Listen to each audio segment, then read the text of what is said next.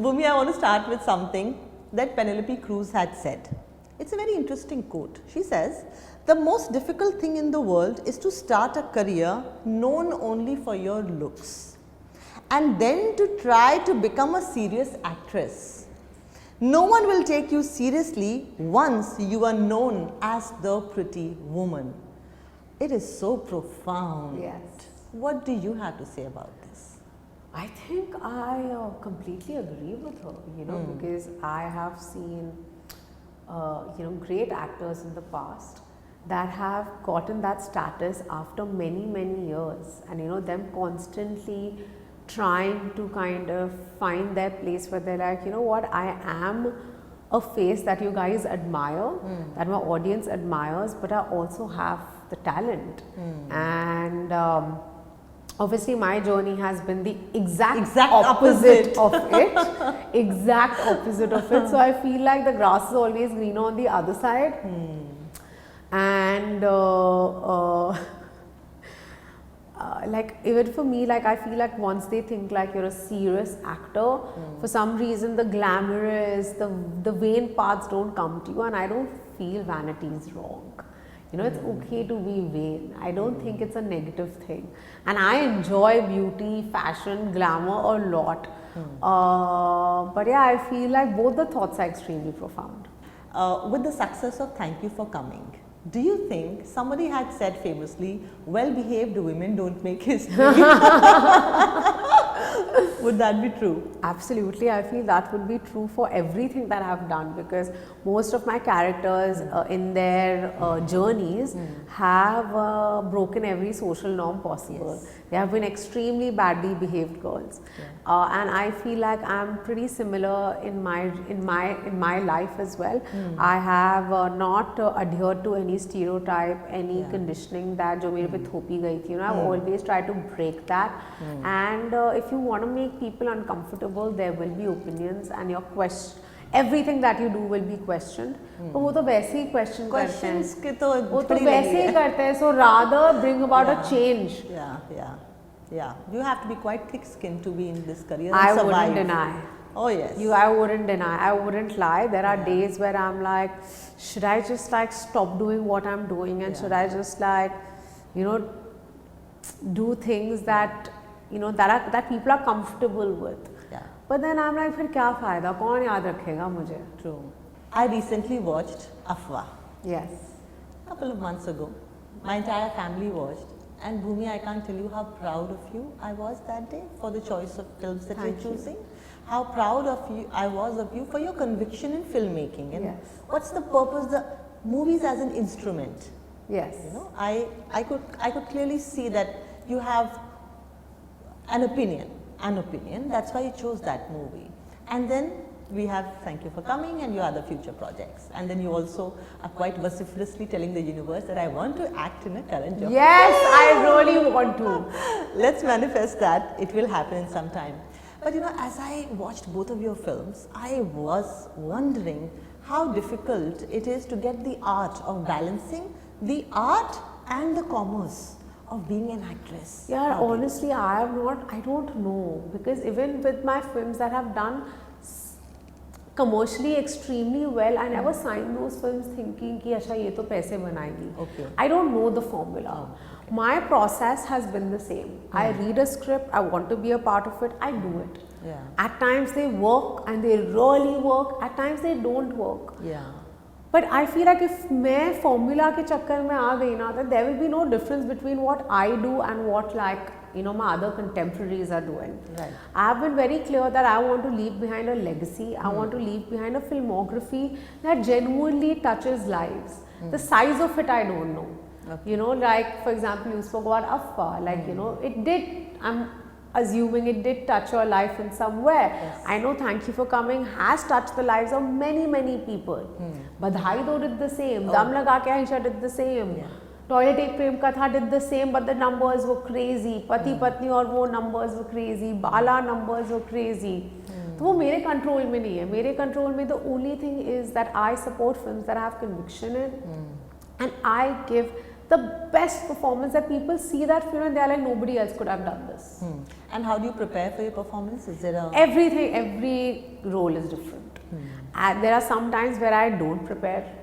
There are some times that I really have to prepare. Okay. One thing that I do work on is I just work on the psyche of the character. That is a constant. You know कि कौन है ये, कहाँ से आया है, क्यों ये ऐसे सोचता है, इसके कॉम्प्लेक्सेस क्या है, इसको क्या पसंद है, क्या खाता है, क्या पहनता है, परफ्यूम क्या पहनता है, गाने क्या सुनता है, इसके दोस्त कैसे होंगे, इसकी रिलेशनशिप अपने पेरेंट्स के साथ, भाई बहन, लवर, खुद के साथ, ये खुद को रिस्पेक्ट करता है, नहीं करता है, अप्रिशिएट करता है. So I have like a certain things that I question, that I ask the backstory of your character. That I ask the character, and I find most of my answers while performing because of this backstory. Listen, Bhumi, I'm loving your black leather Thank skirt. You love fashion, right? Like you do. I love it. This online thing, यार, ये कितना खर्चा है इसमें? I know. मैं तो full time add to cart.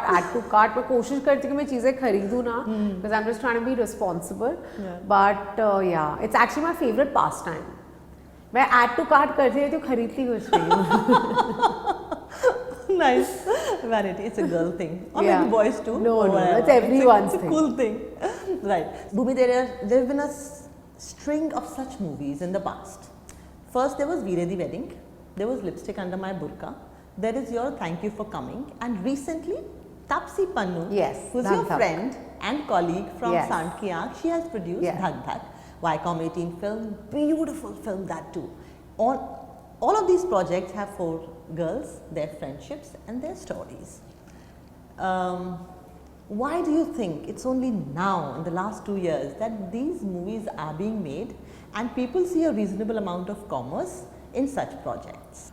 I feel like because, you know, the female audience has been ignored for a very, very long time. Yeah. And they are your ticket goers as well. Yes, the number might not be large, but there is a large ticket size over there. And it's high time that we make films for our female audience. Look at what Barbie has done. Obviously, the West is far ahead of us. You know, it's a fact, but we are getting there. India is growing at a very rapid rate. We are also one of the youngest populations in the world. And half of it are women. So it will be high injustice if we don't service that population and that mindset. True. And that's why I feel like, you know, things are changing. Like even what Alia did with Gangubai, or you know what Kangana has done with many films of hers in the past with some great performances. You know, there is a market for it. Yes, it's a market that people stay away from, they are scared of, and they get nervous about. But I feel like that's changing. That's changing, right. And while we sit here, it is Yash Raj's office, it's in Andheri, and your initial years of your career started right here. Yes. And I want to talk about your illustrious family also, where her mother is anti-tobacco activist and father was the Home and Labour Minister of Maharashtra. Did you know about that? I was so thrilled to know that. But let me come to this phase of your life. I mean, one, I would not imagine that the daughter of a minister, ex-minister, would be starting out as in a casting department of a. I think that makes you because of the rise in your life. And while we sit here, what is your fondest memory of this company and, you know, all of these actors, you know, you name them? And you know, I have honestly grown up over here. This has been my school, my university. This is where I transitioned from being a teenager to a young woman. I celebrated my 18th birthday in this building. Really? Yeah.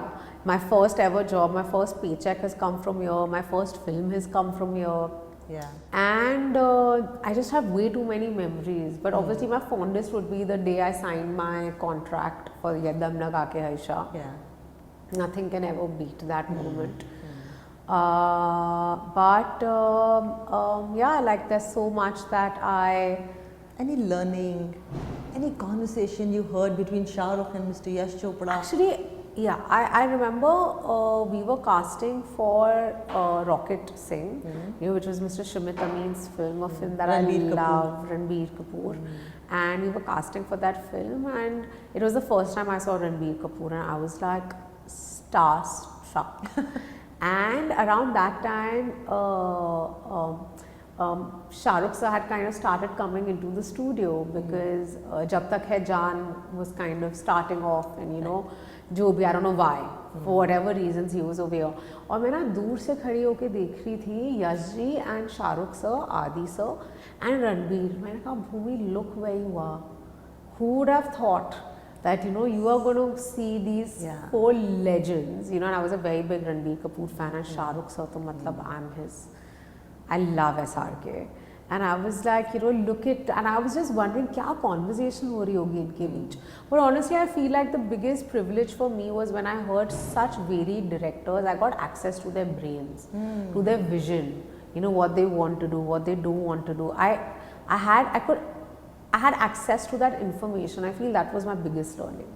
That's true. And do you agree, like Yash Raj recently made a film, The Family, The Great Indian Great Indian Family.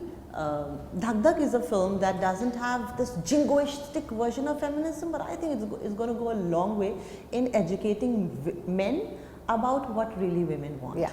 Thank you for coming. It's also one big education for men, you know, when it comes to understanding the opposite gender. What, in your opinion, is the long-term purpose of your films? I think the long-term purpose of my films is to bend gender norms. Okay. You know, 100%. Yes, there is entertainment. But my films are going to be a part of a larger change. What does Thank You for Coming speak of? Thank You for Coming speaks against the shame that women are put through every decision of their life. Just because I like fashion, glamour and beauty, that does not mean I'm a frivolous person. Just because I go out at night or I have friends that I party with does not mean I'm a person who lacks substance. Just that is to the tell shame. you, I mean, let me just add on to your point. The Bombay High Court had a ruling, and it said that if a woman wears a short skirt and is dancing to a sexy dance number in a sexy way, that doesn't go as obscenity. Absolutely. Yeah, so, right. Absolutely. And there's generational social conditioning that we have been put through. That a girl who's empowered is dangerous. A girl who's happy with herself is dangerous. Women should not have choices. We have to fight for our choices. We have to fight for our place everywhere. Even though I come from such an empowered family, I till date have to fight for many things in life. I have played many characters in the past. You know, obviously those women come from different social stratas that stand for many things, right? Right from body positivity to equality, like, you know, a film like Son Chiriya, which so upfront just spoke about how women just have very bare minimal rights. Even though that film was in the 70s, was set in the 70s, we released it in 2019. We were showing a time 30 years pehle ka, but the things are still similar. That's true. You know, there's a very small percentage of women that are genuinely living the life on their own terms. The problem is that the rules are different for men and women. Why should the rules be different? When you speak about, when a man speaks about his sexuality, it is taken in stride. There's nothing vulgar, obscene or anything that makes uncomfortable. But when a woman does that, suddenly there are so many adjectives that are attached to her. People are like, oh, this is not the only thing that is empowering. I disagree. This is what you've been conditioned to believe. So many women don't even know that sexual desire, the want or liberation or their sexuality is as much of a right of theirs as it is of the man's. And also psychological need. Absolutely. And that's why it is empowering.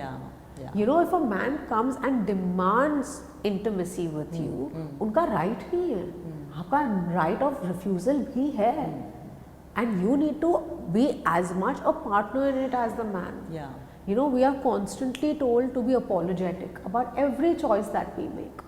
That's why for me doing this film, which is a little front-footed, is very important because yes, to a large section of the society, these problems might feel frivolous. Agreed. You know, because I have spoken about a lot of other issues in the past as well. But these are problems that I face. But how did you make sure that the message of the film doesn't go wrong? you know, it's a tricky space. I did not have to, because the film is against patriarchy. You know, when the film is what the script was. So for me, I saw many layered themes in the film. For me, the orgasm was a metaphor.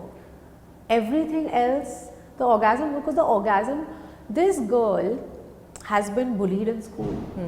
Okay, she was called Thandi. Many more words. She was confused whether she is not performing because she's not found the right guy. So she's actually chasing love, because she's been told that she'll only feel complete when the right guy comes. The orgasm is a metaphor, because this is what all of us are taught. We all are waiting for the right guy to come and make us feel better about our lives. But we all have had our own coming of age and our own journeys where we've realized that I don't need the right guy. You know, I am the right guy. I need a partner. But many people don't have access to that. I also had my journey. I've gone through my share of experiences to be content with myself. That's what the character goes through. It is not that she's going crazy that, oh, all I want to do is have sex. And even if she is, what is wrong in it? When men do it, it's not a problem. Why are we shaming women? Why is it wrong? Why does it not fall in the umbrella of feminism? What is feminism? That the rules are the same.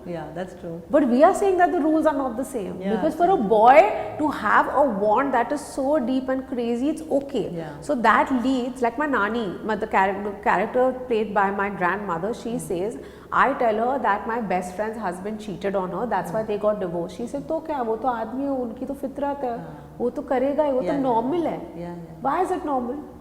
But if a woman had done the same thing, she would be slut shamed till no limit. So why is it normal? All I'm saying is make the rules the same now. Are we looking at any boy who's roaming around shirtless and maybe like their butt cracks are visible when they are walking because their jeans are so low and calling it obscene or vulgar? No, right? We are not. You know, through our films, if you just see cinema, our sex comedies that have made so much money, literally women's body parts are named after fruits and vegetables. That's true. That is accepted. That is accepted. But if we have gone, and look, I'm not getting defensive about the film. This is my take on why I thought I need to do the film. True. You know, but if there is, if we show a girl, there was a film called Oh My God 2. Where a young adult was masturbating, orgasming. Okay? He was put through so much shame. But we as a society lapped it up because it was a boy. If it was a girl doing the same thing, would we have lapped it up? What is different about the message that I'm giving? Absolutely. So the problem is that you think my problems are not real problems. This has been the narrative that people have spun through generations. And patriarchy is not a gender limited thing. Of course. Women are also patriarchal because you are taught कि आपके लिए important नहीं है. आपके लिए आपकी reproductive health, आपकी sanitation health, आपकी mental health important नहीं है. ये सब बहुत ही first world problems है जो आपको सिखाई जा रही है. Absolutely. But for the man, all of that is important. And lastly, I really want you to talk about your father, because I think that is something not many people know of. Bhumi, your father was the Home Minister of Maharashtra, Labour Minister of Maharashtra. You lost him at a very early age, and your mother after that, and he had oral cancer? Yes. And your mother became an anti-tobacco activist. Would you like to recall the memories of your father and his achievements? I mean, look, he touched so many lives that, you know, till date, I think my sister and I get so much love because of all the work that he did.